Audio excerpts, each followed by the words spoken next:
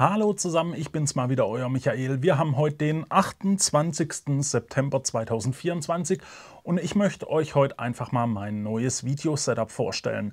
Ihr habt vielleicht schon in den letzten Videos gemerkt, die sehen ein bisschen anders aus von der Qualität, vielleicht sogar ein bisschen höher als die Videos davor. Und das hat einen ganz einfachen Grund. Ich habe nicht die letzten Videos jetzt, sondern die Videos davor, die meisten mit dem DJI Osmo Pocket 3 gedreht. Und da ist es ja so, das Drehen mit dem Osmo Pocket 3 ist super. Die Qualität ist eigentlich ziemlich ordentlich für diese kleine Kamera. Ihr könnt das Ding einfach aufbauen, am besten auf einem Stativ oder sowas. Der richtet sich selbst aus. Ihr verbindet das DJI Mic 2 damit, habt 32-Bit Audio, habt da also auch keine Audioprobleme und schon kann es losgehen. Jetzt ist es so, mir ist in der letzten Zeit aufgefallen, dass ich mit der Qualität nicht ganz so zufrieden bin, wie ich es eigentlich von der Kamera von mir selber erwarte.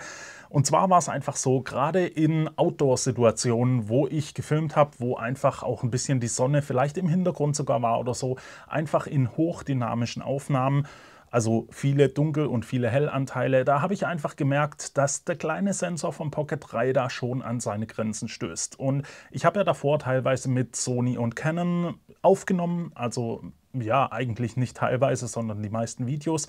Und da ist natürlich ein Vollformatsensor dahinter, der die entsprechende Qualität und Dynamik mitgebracht hat. Jetzt ist es so, ich werde mich vom Osmo Pocket 3 auf keinen Fall trennen, den werde ich immer noch behalten und für Vlogs oder sowas immer noch ab und zu benutzen. Es ist aber so, für Videos, gerade die letzten, wo ich gedreht habe, wenn ich das Stativ aufstelle und die Kamera aufstelle und sowas, da werde ich einfach wieder eine andere Kamera nutzen, damit die Qualität ein bisschen höher ist. Da habe ich einfach den Anspruch an mich selber, dass es da ein bisschen mehr sein darf. Deswegen jetzt also ein neues Setup und ihr fragt euch bestimmt, wo geht die Reise hin, wenn ich jetzt Canon und Sony den Bereich so verlasse. Und da kann ich euch gleich direkt aufklären, es geht zu Panasonic. Hier decke ich das Ganze auch noch auf.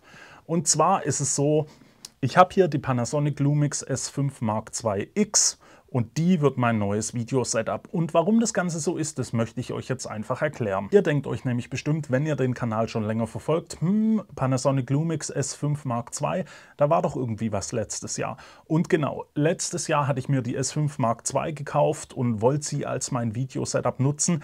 Da war es aber so, ich war nicht ganz zufrieden damit. Der Autofokus hat mich nicht so ganz überzeugt. Manchmal hatte ich da Situationen, dass er einfach mal in den Hintergrund gepumpt hat oder so und mir mehr oder weniger meine Aufnahme versaut hat. Und das wollte ich einfach nicht. Ich brauche eine Kamera, die mit dem Autofokus richtig funktioniert, auf die ich mich verlassen kann. So, und nun, nach einigen Firmwares ist es soweit. Ich habe hier wieder eine S5 Mark II, diesmal in der X-Version, also extra die X, die noch mehr auf Video ausgelegt ist.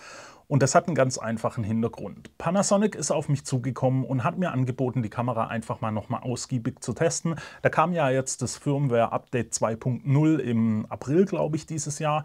Da wurde unter anderem der Autofokus verbessert. Und da habe ich mir dann natürlich gedacht, okay, ich will das nochmal testen, ich gebe der Kamera nochmal eine Chance. Vor allem, wenn so ein Hersteller wie Panasonic auf euch zugeht, dann lasst ihr euch die Chance natürlich erstmal nicht entgehen. Ich habe andere Videos angeguckt von der S5 Mark II X, wo die ziemlich gut funktioniert hat, wo die dann alle gesagt haben, oh, Autofokus, da kann man sich jetzt drauf verlassen und so weiter. Und das hat mich natürlich auch neugierig gemacht. Also wie gesagt, Panasonic hat mir die Kamera mit diversen Objektiven zur Verfügung gestellt und ich konnte das jetzt wirklich über Monate mal testen. Und was soll ich sagen? Es hat mich schon überzeugt. Also es hat mich nicht nur ein bisschen überzeugt, sondern schon ordentlich. Also der Autofokus mit der Firmware 2.0, da hat sich wirklich was getan. Der ist nochmal ein gutes Stück besser geworden. Der war ja davor schon relativ gut, also so mit der ganzen Motiverkennung, Augen, Autofokus und so weiter. Das hat relativ gut funktioniert, nur manchmal hat er eben so ein bisschen Aussetzer gehabt. Das ist jetzt gar nicht mehr der Fall.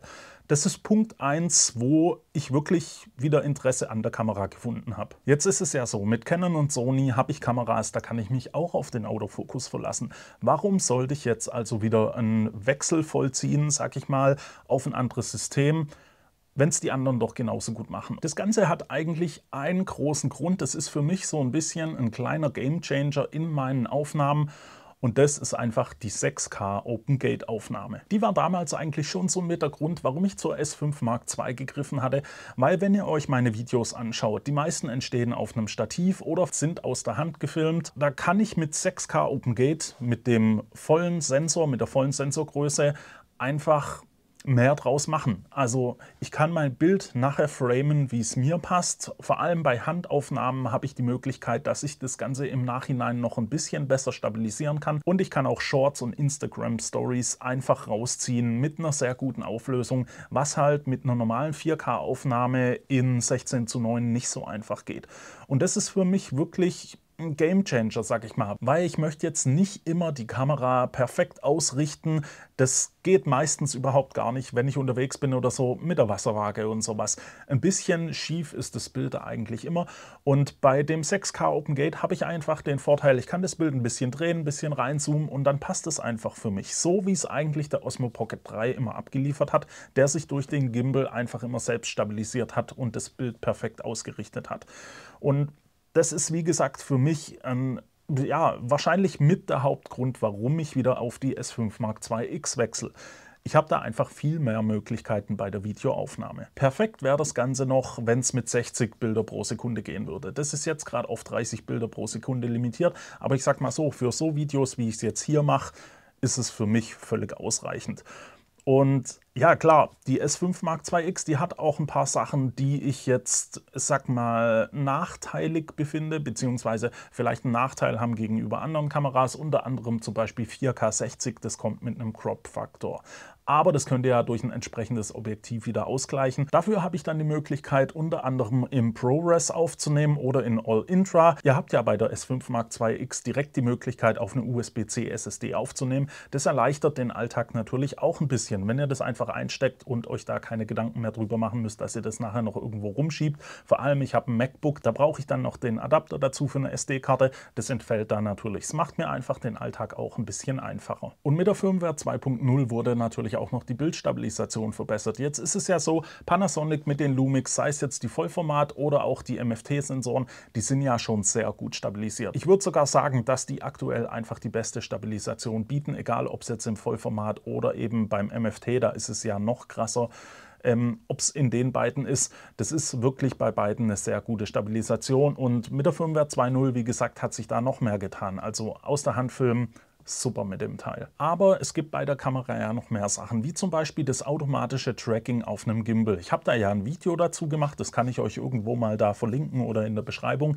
Ihr könnt die Kamera einfach auf einen Ronin-Gimbal setzen, mit dem USB-Kabel verbinden und dann trackt euch der Gimbal automatisch mit der Motiverkennung von der Kamera. Und das ist halt schon auch ein Feature, das hilft mir manchmal dann doch ein bisschen. Und das bieten halt die anderen, soweit ich weiß, nicht. Also alles in allem ist es wirklich zum größten Teil erstmal die 6K Open Gate Aufnahme, dass ich da die Möglichkeit habe, einfach meinen Frame nachher im Nachhinein einzustellen und das Ganze auch noch besser zu stabilisieren und so weiter. Also das macht schon wirklich Spaß.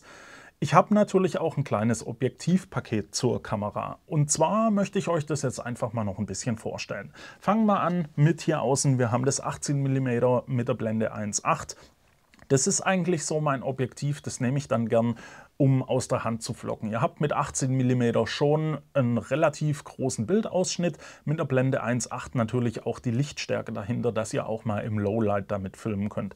Vor allem habt ihr bei 18 mm natürlich auch den Vorteil, dass ihr das Bild ein bisschen reinkroppen könnt oder wenn ihr mit E-Stabilisierung arbeitet, der Ausschnitt immer noch groß genug ist, dass ihr da halt noch genug im Bild habt.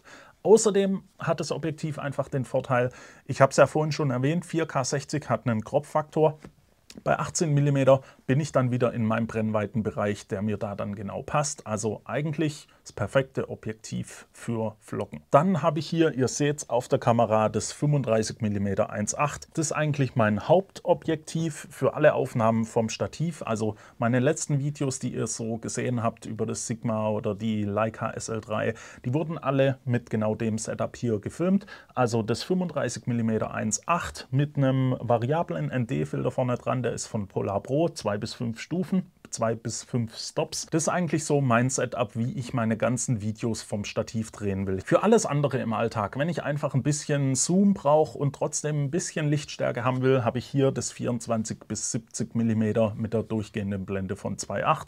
Also das ist auch das Panasonic Objektiv. Wie gesagt, das ist einfach für alles im Alltag. Wenn man mal ein bisschen hinzoomen will oder sowas, hat man damit einfach ein paar mehr Möglichkeiten als jetzt mit einer Festbrennweite. Und dann habe ich noch für Sachen wie ich sag mal, Details oder eben Sachen, die ein bisschen weiter weg sind. Hier ein 70-200 mm mit der Blende 4. Die Blende 4 habe ich genommen, weil es einfach leichter ist. Das 2,8er Objektiv davon ist schon ordentlich groß und das ist so für, ich nehme es mal überall hin mit, dann doch ein bisschen zu groß und schwer. Und gerade beim Filmen blende ich sowieso immer ein bisschen ab. Da ist meistens auch noch so, dass ihr sowieso irgendwie auf eine angenehme Verschlusszeit kommen müsst und eben, wenn ihr Details filmt oder so, bei einer 2,8er Blende bei 200 mm, da habt ihr so eine kleine Schärfenebene, dass ihr da sowieso ein bisschen abblenden wollt und deswegen hier die Version mit Blende 4. Wie gesagt, ich möchte euch ja mein komplettes Setup zum Filmen vorstellen und beim Ton habe ich es ja gerade schon erwähnt, ich habe hier das Wireless Pro Set, also das Rode Wireless Pro mit den 32-Bit-Aufnahmen an den Mikrofonen. Ich habe das natürlich an der Kamera dann auch dran. Ich habe es jetzt gerade hier an der Kamera zum Aufnehmen. Es ist so, ich bin damit voll zufrieden. Ich habe auch noch das DJI Mic 2, aber nur für den Osmo Pocket 3, weil ich finde, das Rode hört sich immer noch einen Tick besser an. Das wurde mir jetzt auch schon von anderen gesagt, die wirklich einen Unterschied gehört haben in den Videos im YouTube nur. Und deswegen, ich nutze das einfach weiter, so weit wie ich es halt kann. Für das Vloggen aus der Hand habe ich noch diverse Mikrofone, die ich einfach auf die Kamera oben drauf stecken kann. Also ein Rode VideoMic Pro Plus habe ich, das ist das riesengroße Teil, da könnt ihr auch mit einem Safety Channel und so weiter arbeiten. Ist aber schon wirklich groß. Ich habe auch noch ein VideoMic Go 2, glaube ich, ist das kleinere. Das passt da auch sehr gut drauf. Das sind einfach die Mikrofone, die ich zum Vloggen aus der Hand dann benutzen werde oder allgemein schon am Benutzen bin. Natürlich beim Filmen braucht man variable ND-Filter, also ihr braucht ND-Filter. Ich habe mich für variable ND-Filter entschieden und da benutze ich die Filter von Polar Pro, die Peter McKinnon Editions. Da bin ich sehr zufrieden damit. Ihr habt vor allem im Weitwinkel keine Abschattung oder Vignettierung und sowas. Ich habe den 2-5 Stop und den 6-9 Stop, welchen ihr braucht, wenn ihr wirklich mit Blende 1.8 bei Sonne filmen wollt. Und die beiden habe ich auch noch in der Mist Edition, wenn es einfach vom Licht her mal ein bisschen schöner aussehen soll. Da bin ich auch wirklich sehr zufrieden. Ich verlinke euch das alles unten auch mal in der Beschreibung, dann könnt ihr euch das selber mal alles anschauen. Dann habe ich noch Speicherkarten, da setze ich immer noch weiterhin auf Sony, also die Sony TUF Serie. Da bin ich sehr zufrieden, die sind wirklich sehr schnell und ihr kriegt die eigentlich nicht kaputt. Und wenn ich auf die SSD direkt aufnehme, dann habe ich da eine Samsung T7. Ich hatte davor die SanDisk SSDs, aber die haben ja so ein bisschen das Problem, dass die einfach aufgeben sollen. Ich hatte das Glück, dass ich habe 4 oder 5 Stück davon. Ich hatte damit noch nie Probleme, aber man hört ja, dass es da wirklich Probleme gibt. Und deswegen bin ich da auf die Samsung T7 umgestiegen und bin auch wirklich voll zufrieden damit. So, und das ist jetzt mal so mein Setup für unterwegs. Wenn ich unterwegs bin, ich habe da noch ein Gizzo-Stativ dazu. Das ist das Setup eben, ja, für draußen. Ich mache ja meistens im Sommer so ein bisschen die Videos draußen, weil es einfach auch ein bisschen für Abwechslung sorgt. Da will ich nicht unbedingt im Studio sein. Jetzt ist es so, heute nehme ich hier im Studio auf, weil draußen gerade so ein bisschen Weltuntergang ist. Da ist wirklich die ganze Zeit nur am Schiffen und ja, da macht es eben draußen keinen Spaß, deswegen von hier drin. Mein Studio-Setup stelle ich euch aber auch noch vor, das dann aber in einem anderen Video. Und jetzt denkt ihr, okay, mein Video-Setup, wie ist es jetzt? S5 Mark IIX, eine Kamera, die wirklich sehr gut auf Video ausgelegt ist. Ihr könnt damit natürlich auch Bilder machen, 24 Megapixel, das ist für die meisten ausreichend. Ich bin aber so ehrlich, für mich einfach nicht. Ich bin da ein Freund davon, dass ich einfach ein paar Megapixel für meine Bilder zur Verfügung habe. Ich crop da gern rein und deswegen nutze ich die Kamera wirklich zum Großteil nur zum Filmen. Klar, wenn ich nur die Kamera dabei habe, dann nehme ich die natürlich auch für Bilder und dann macht sie auch einen guten Job. Auch da ist der Autofokus wirklich sehr gut. Aber meine Fotokamera ist dann doch noch ein anderes Modell und das stelle ich euch dann aber in einem weiteren Video mal vor. Ich kann euch die S5 Mark IIX einfach nur empfehlen. Die Kamera ist vor allem, wenn wir mal schauen, zu was für einem Preis die gerade verkauft wird, wirklich eine sehr gute Wahl im Videobereich und natürlich auch für Fotos. Aber wie gesagt, ich bin da ein bisschen mehr der Megapixel-Mensch. Für Video wirklich 1A, ich bin sehr zufrieden. Ich danke da natürlich auch Panasonic für die Chance, die Kamera nutzen zu dürfen. Das ist wirklich, ja, es macht schon sehr Spaß und ich wäre wahrscheinlich ohne die Anfrage von Panasonic vielleicht auch gar nicht mehr zu Panasonic zurückgegangen, weil ich eben am Anfang so ein bisschen die Bedenken mit dem Autofokus hatte. Aber wie gesagt, das hat sich durch die neuen Firmwares einfach komplett erledigt. Da ist einfach super duper mitzuarbeiten. Ich packe euch unten einfach mal ein paar Links in die Beschreibung, dann könnt ihr euch das Ganze einfach mal selber anschauen. Und dann war es das jetzt auch schon von mir. Ja, ich weiß nicht, vielleicht wird der eine oder andere jetzt sagen, ja, warum bist von Canon, Sony weggegangen? Die sind ja auch nicht schlecht. Wie gesagt, es lag wirklich zum Großteil nur an der 6K Open-Gate-Aufnahme und die Kamera macht natürlich auch so einen super Job. Ich hoffe, das Video hat euch gefallen. Lasst mir ein Like da, wenn es denn so war. Abonniert den Kanal für weitere Videos. Wenn ihr Fragen oder Anregungen habt, könnt ihr diese gerne in die Kommentare stellen. Dann versuche ich euch die zu beantworten. Ihr könnt ja auch einfach mal so eure Gedanken zu dem Setup jetzt, ja, freien Lauf lassen und unten in die Kommentare stellen. Dann schauen wir einfach mal, was da rumkommt. Ich wünsche euch eine gute Zeit. Bis zum nächsten Mal. Ciao.